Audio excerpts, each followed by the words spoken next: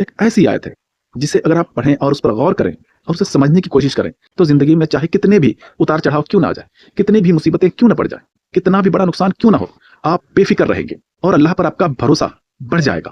آپ کے ایمان میں اضافہ ہوگا۔ اللہ تعالیٰ سورہ یونس کی آیت نمبر 107 میں فرماتا ہے وَإِن اللَّهُ بِالضُّرٍ فَلَا كَاشِفَ لَهُ إِلَّا هُوَ، اگر اللہ تم پر کوئی مصیبت ڈالنا چاہے تو اس مصیبت کو اس کے علاوہ کوئی بھی نہیں ٹال سکتا۔ وَإِن يُرِدْكَ بِخَيْرٍ فَلَا رَادَّ لِفَضْلِهِ، اور اگر وہ ارادہ کرے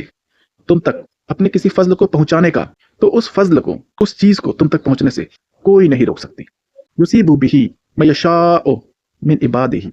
اپنے بندوں میں سے وہ جسے چاہتا ہے نوازتا ہے۔ وَهُوَ الْغَفُورُ الرَّحِيمُ، وہ بڑا ہی معاف کرنے والا اور نہایت رحم کرنے والا ہے۔ نا ساتھیوں، آپ کے بہت سارے سوالوں کا جواب اس آیت میں، اگر زندگی میں کبھی مصیبت پڑے اور اگر ہم اس مصیبت کو نہیں ٹال پا رہے ہیں تو آخر میں ہمیں یہی ماننا چاہیے کہ یہ مصیبت اللہ کی طرف سے ہے اور اللہ کے علاوہ اسے کوئی ٹال نہیں سکتا، لہٰذا ہمیں صرف اور صرف اسی سے ہی دعا گو ہونا چاہیے، لہٰذا ہمیں صرف اور صرف اسی کے سامنے سجدہ کر کے رو رو کے اللہ سے دعا کرنی چاہیے کہ اللہ تعالیٰ اس مصیبت سے ہمیں بچا لے، کیونکہ صرف تو ہی بچانے والا ہے اور تیرے علاوہ کوئی نہیں ہے جو اس مصیبت کو ٹال سکے۔ اور اگر اللہ ہمارے لیے کوئی بھلائی کا ارادہ کرتا ہے تو ہمیں بے فکر رہنا چاہیے، کیونکہ اگر اللہ دینا چاہ رہا ہے تو کوئی ہے ہی نہیں جو اس بھلائی کو ہم تک پہنچنے سے روک سکتا ہے۔ اور اگر ہمارا کوئی بھائی ہم سے زیادہ کامیاب ہو رہا ہے، ہم سے زیادہ مالدار ہو رہا ہے، تو اس کے لیے ہمیں جلنا بھی نہیں ہے، اس کے لیے ہمیں پریشان بھی نہیں ہونا ہے، کیونکہ اللہ اپنے بندوں میں سے جسے چاہتا ہے اسے نوازتا ہے۔